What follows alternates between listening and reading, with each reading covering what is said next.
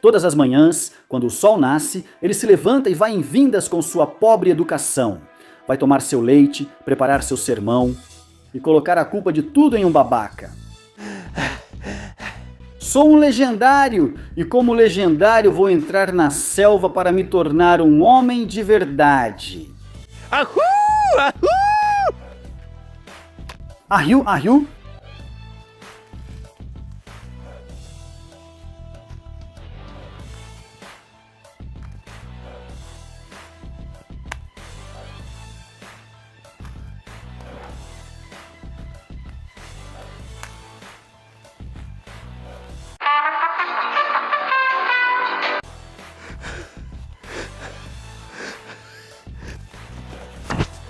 Socorro! Ajuda! Estou perdido! Aju, aju! Ayu! Yu, yu! Quem é você, soldado? Sou o legendário 007, senhor. Por que estamos aqui? Viemos para perder 10 quilos. Quem somos nós? Somos os legendários. Pule, pule, pule, mais alto!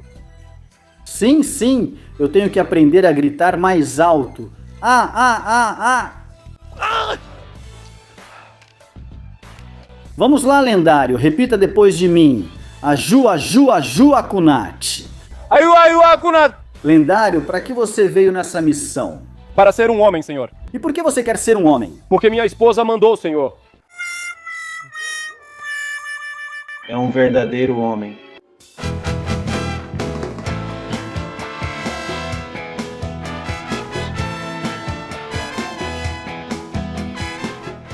Amigos da Bíblia Livre, tudo bem? Sou Edgar Escobar. Bem-vindos ao novo programa.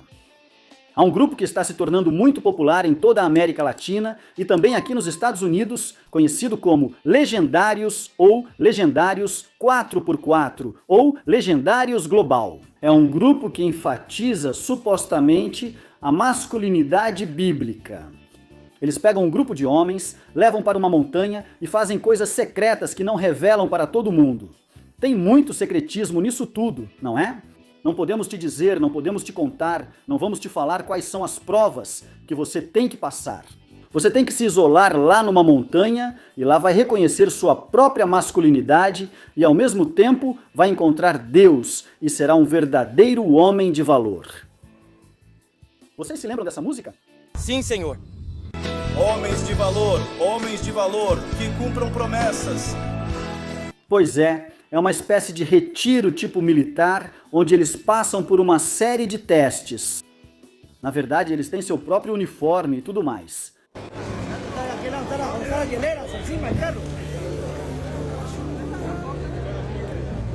Olá, tudo bem? Aqui é Abner Barrios, líder da Matilha Mamute, lendário 3750. Quero contar que estamos deixando o top 554. Foi uma bênção.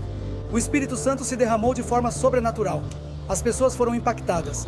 Estão chegando novos homens com mentalidades diferentes, renovados no coração. E esperamos que você se anime a vir a um top. O Senhor vai fazer grandes coisas na sua vida. Vai haver uma mudança na sua vida, na sua família.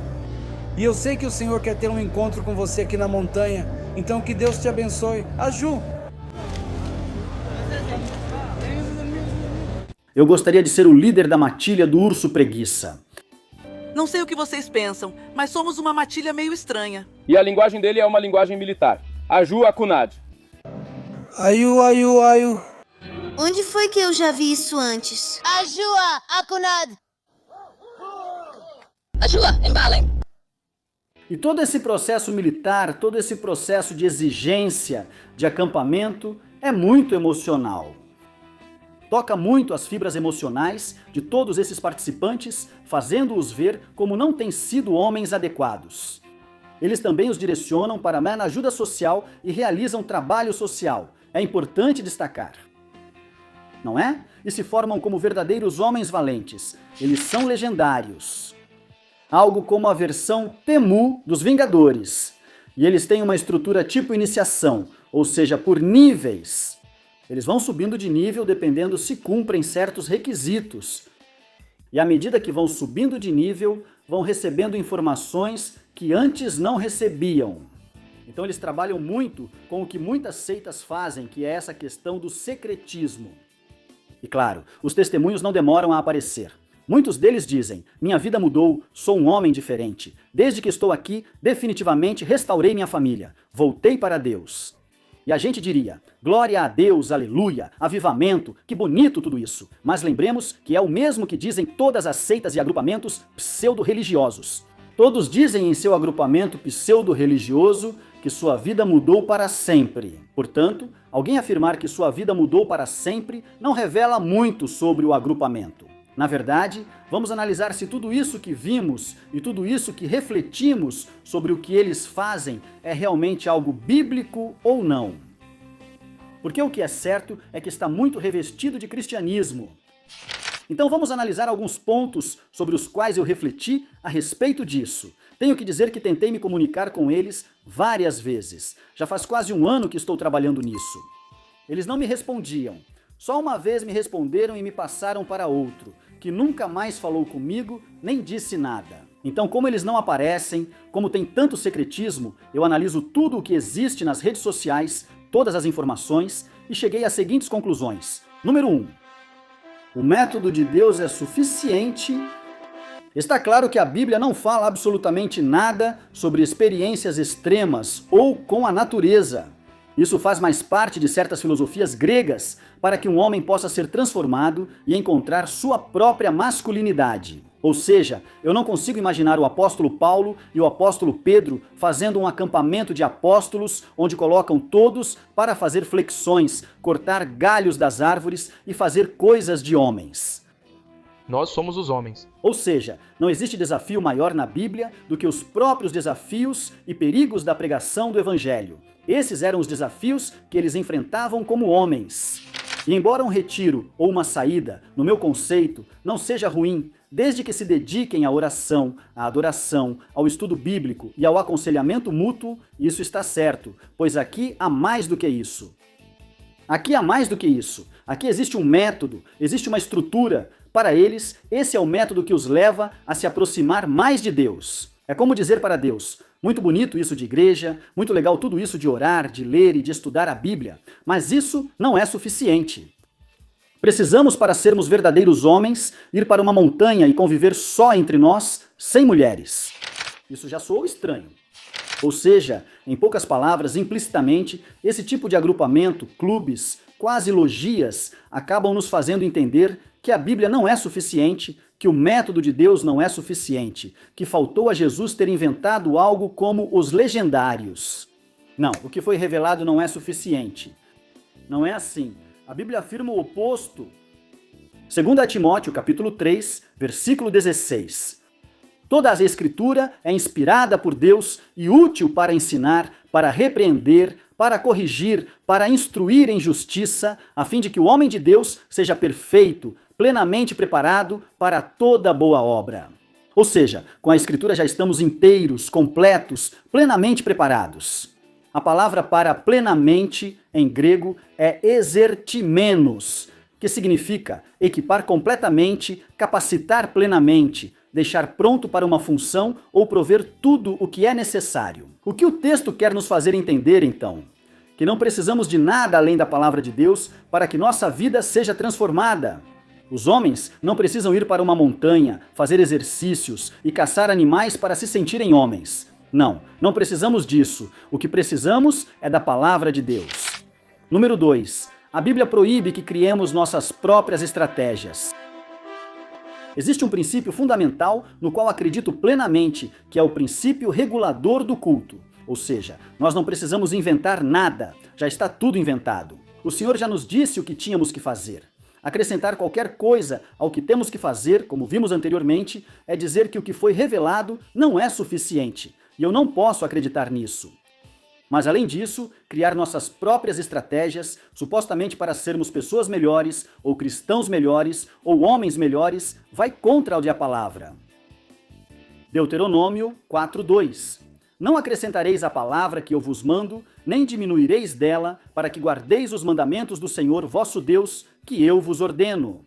Em 1 Coríntios, Paulo fala algo parecido. Mas isto, irmãos, eu apliquei a mim e a Apolo, por amor de vós, para que em nós aprendais a não ir além do que está escrito, para que por causa de um, vocês não se ensoberbeçam uns contra os outros.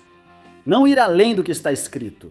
Eu realmente não entendo por que as igrejas agora querem ser originais. Vamos apresentar algo diferente, algo que ninguém nunca fez antes, e aí sim vai ser eficaz. Por quê?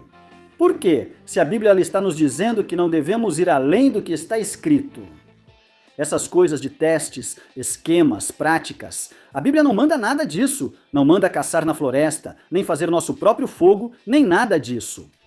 Nem mesmo formar grupos só de homens. Não sou totalmente contra reuniões de homens para conversar sobre assuntos de homens. Não vejo problema nisso. Mas ao ponto de formar uma espécie de clube ou loja para trabalhar somente com homens, aí já não me parece muito correto. Número 3. É um método moralista e emocional. Finalmente, trata-se de uma estratégia para que os homens se sintam mais homens. Claro, estamos em um mundo que danificou o que realmente é ser homem. A imagem do que é o homem hoje em dia está terrivelmente deteriorada, não é? Se não, vejam os filmes onde a maioria das protagonistas são efetivamente mulheres ou qualquer outro personagem, mas não um homem no sentido masculino. Os heróis de agora já não são como antes, musculosos e fortes. Então isso fica no imaginário deles e eles tentam recuperar isso de alguma forma. E esse tipo de evento faz eles se sentirem mais machos, né? E também, fazem trabalho social e isso faz eles se sentirem melhores consigo mesmos. Mas isso é o que deve ser feito na igreja. Ou seja, a masculinidade não se recupera numa montanha lá perdido, fazendo coisas de escoteiro.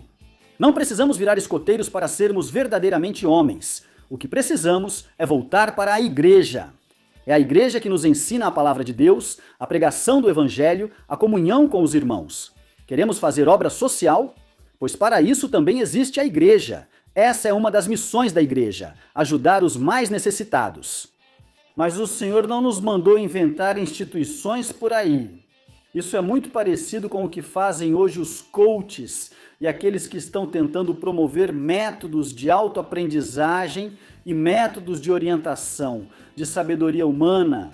Não. A Bíblia diz algo muito diferente. Romanos, capítulo 12, verso 2. Não vos conformeis com este século, mas transformai-vos pela renovação do vosso entendimento, para que experimenteis qual seja a boa, agradável e perfeita vontade de Deus. A transformação do homem vem por meio da renovação do nosso entendimento.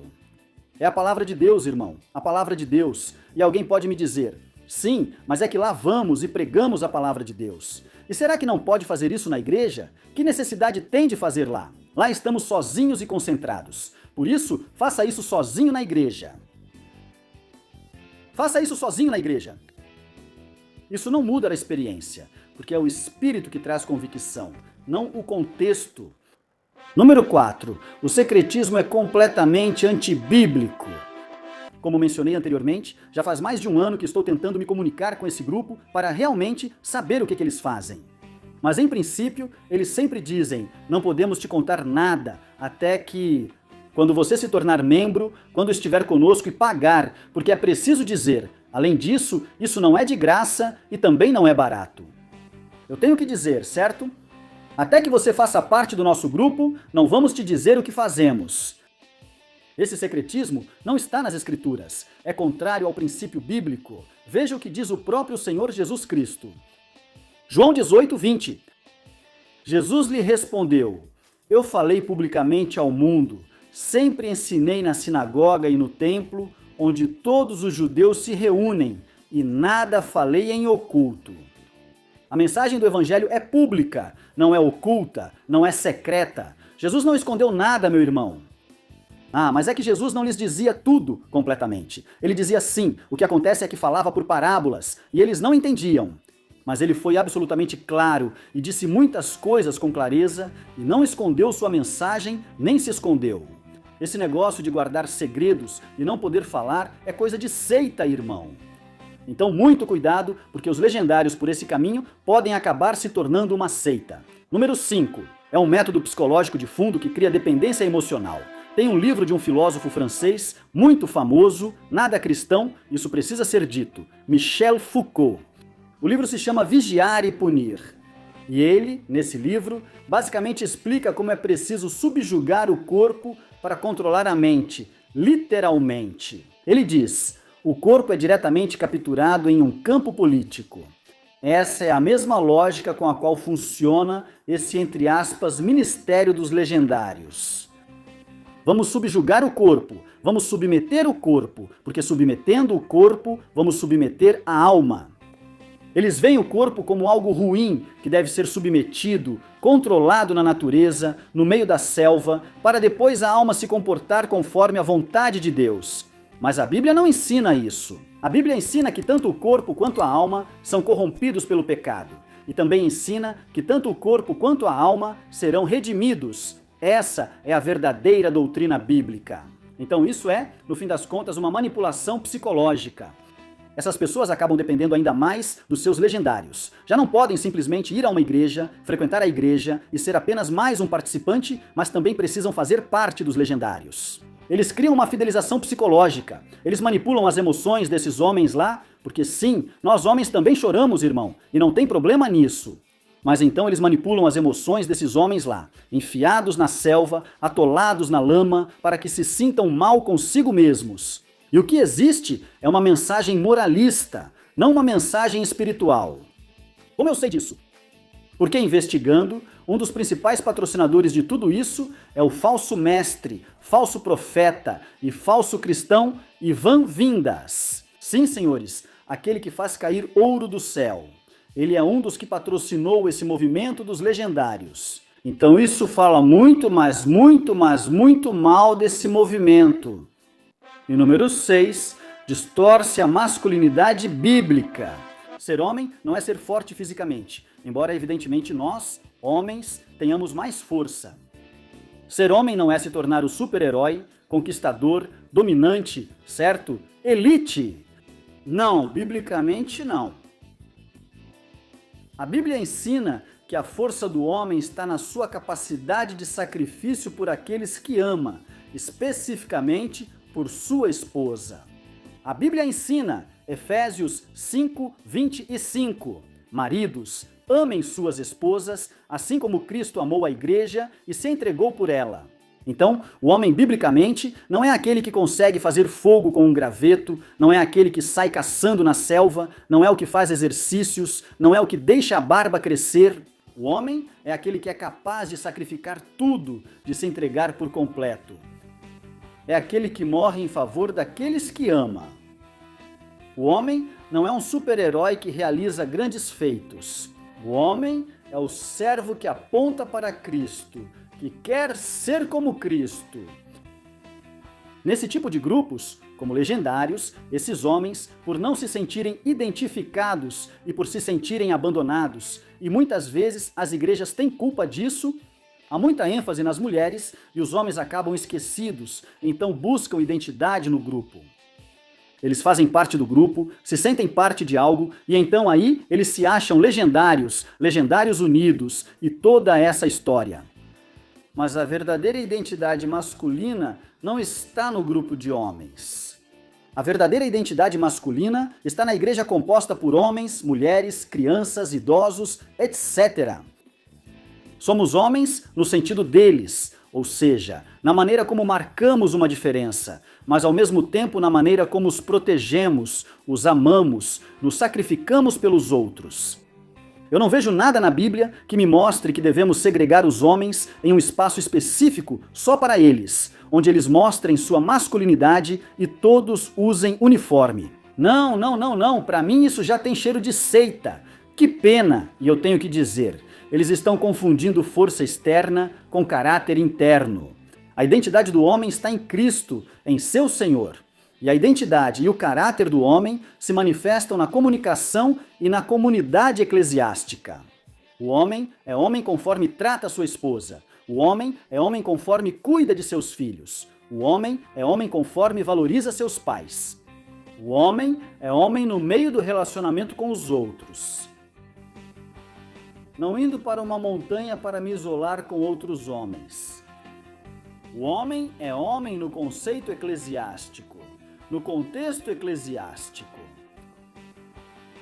Acho que Legendários está tentando redefinir o homem, ignorando Cristo. Não posso dizer que seja uma heresia. Não posso dizer que esteja cheia de falsas doutrinas. Mas tenho que dizer que é um grupo que faz coisas que a Bíblia não manda fazer. Tenho que dizer que não há diferença alguma entre participar do Legendários e estar em comunhão com Cristo. Minha comunhão com Cristo na igreja e em casa é muito mais proveitosa, milhares de vezes mais, do que ir para uma montanha com vários homens achando que sou Tarzan. Com todo respeito, ou achando que sou o Rambo, ou achando que sou o Schwarzenegger. Não. Acho que precisamos reconstruir a identidade masculina, mas de forma bíblica. O homem verdadeiro é quem mais se assemelha a Cristo.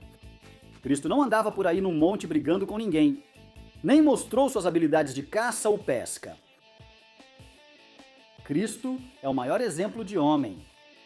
E era um homem amoroso, sábio, carinhoso, com autoridade também. Mas ele era um homem no sentido de seu relacionamento com os outros. O que você acha de Legendários? Coloque aqui na caixa de comentários. Se você não concorda comigo, vamos lá, me explique por quê. Escreva, eu vou ler, por favor. Escreva seu ponto de vista. Compartilhe este vídeo em todas as redes sociais. Dê um like, por favor. Apoie a gente. Compartilhe todos os nossos vídeos. Estamos postando mais vídeos do que nunca. Precisamos da sua ajuda para levar a palavra de Deus a mais pessoas. Obrigado por ter estado conosco. E continuem aqui, na Bíblia Libre.